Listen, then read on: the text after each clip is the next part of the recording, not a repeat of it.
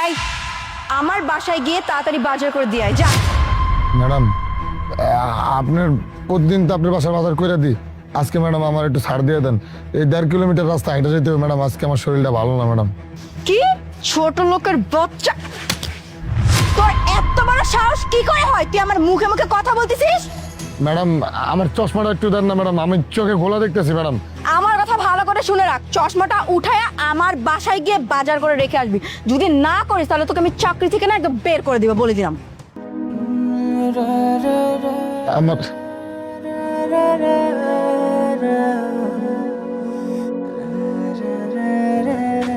কি ব্যাপার সাদাত, তুমি নতুন চশমায় টেপ পাচ্ছ কেন? এমনি হাতে থেকে পড়ে স্যার ভেঙে গেছে গা। আপনার আর কিছু শোনা লাগবে না স্যার। কি হাতের থেকে পড়ে গেছে মানে? কি বলতেছো না না বলতেছো? এই কি হয়েছে আমার সত্যি কথা বলো। তোমার সকালে নতুন চশমা কিনে দিছি আর তুমি এখন টেপ পাচাইতেছো মানে কি? তোমার সাথে কি হয়েছে তুমি বলবা না, তাই তো? আচ্ছা ঠিক আছে, আমি বের করে নিচ্ছি। তুমি বোধহয় ভুলে গেছো আমার এই পুরো অফিসটা আমি সিসি ক্যামেরা দ্বারা নিয়ন্ত্রণ করি। কোনো ঘটনা যদি আমার অফিসের মধ্যে ঘটে আমার কাছে চলে আসে।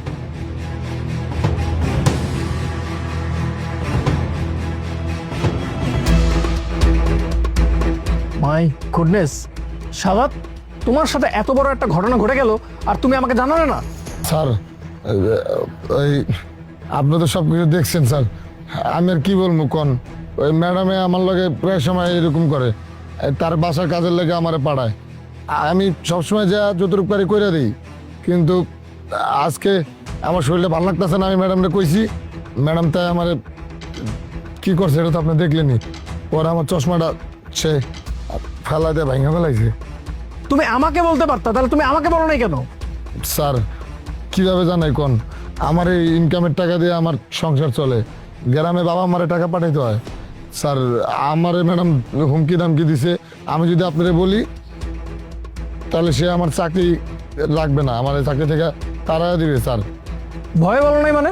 এই অফিসের বসকে তোমার ম্যাডাম না আমি? তুমি কার চাকরি করো? তুমি আমার চাকরি করো নাকি ম্যাডামের চাকরি করো? ওকে ফাইন, আমি ওকে এখনই এখানে ডাকতেছি। স্যার স্যার স্যার বাদ দেন স্যার, ম্যাডাম এগুলো বলা দরকার নেই স্যার। পরে আমার চাকরিটা স্যার থাকবো না স্যার। চুপ, তোমার কোনো ভয় নাই, এখানে আমি আছি। ওকে হ্যাঁ, আমি শিফা। এই মুহূর্তে আপনি অফিসের গেটের সামনে আসেন, রাইট নাও। ইয়েস। জি স্যার বলেন। ও শিবা, হ্যাঁ আপনি এসেছেন, ভালো হয়েছে। আমি ভাবছি কি জানেন, এই শাহাদাত দারোয়ানের বাচ্চার চাকরিটা খেয়ে দেবো, ওকে আর এখানে রাখবো না। স্যার আপনি একদম ঠিক কাজ করেছেন, আমিও না এইটাই ভাবতেছিলাম। ওর মতো ছোট লোককে না এখানে রাখার কোনো দরকার নাই। হ্যাঁ, ওকে বের করেই দেবো। স্যার এটা কি কথা কইতেছেন স্যার? আপনি কি করলেন আর এখন কি করতেছেন? আমার চাকরি থেকে তারা দিবেন কেন স্যার? আচ্ছা ঠিক আছে, তুমি যদি আমাকে মিথ্যা না বলে থাকো তাহলে এখন বলো তো, তোমার এই হাতের চশমাটা কিভাবে ভাঙলো? একদম নির্ভয় বলবা দেখি। স্যার আমি আপনার সাথে কি মিথ্যা কথা কইছি স্যার? আপনি শুধু শুধু আমার চাকরি থেকে তারা দিবেন কেন স্যার? আমি তো আপনার কোনো মিথ্যা কথা কইনি। দেখেছো, তুমি বলতে পারছো না, আর এজন্যই আমি তোমাকে চাকরি থেকে বের করে দেবো, কারণ তুমি আমাকে সত্যি কথাটা বলো না। বুঝতে পারছো? আচ্ছা শিফা, আমাকে একটা কথা বলেন তো, আপনার সাথে আমাদের দারোয়ান শাহাদাতের কি হয়েছে? স্যার আমার আবার দারোয়ানের সাথে কি ঘটবে?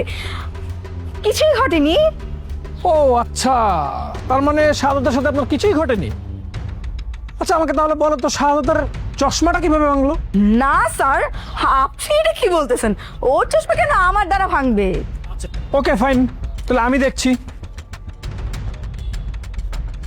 দেখেন তো, দেখেন তো, জানেন কিনা, কিছু বুঝতে পারছেন কিনা? না স্যার, ওই আমাকে ফাঁসানোর চেষ্টা করতেছে, আমি এরকম কোনো কিচ্ছু করিনি। এই সত্যি করে বল, তুই কি করছিস? স্যার আপনি আর একটা কথা বলবেন না। আপনি যদি আর একটা মিথ্যা কথা বলেন তাহলে আমার থেকে খারাপ আর কেউ হবে না। আচ্ছা কেমন শিক্ষা দীক্ষা আপনার? হ্যাঁ, আপনি না উচ্চ শিক্ষা গ্রহণ করে এই অফিসের মতো একটা জায়গায় একটা ভালো পজিশনে আপনি হোল্ডিং করছেন। হ্যাঁ, তাহলে মানুষের সাথে কিভাবে আচরণ করতে হয় সেটা পর্যন্ত জানেন না।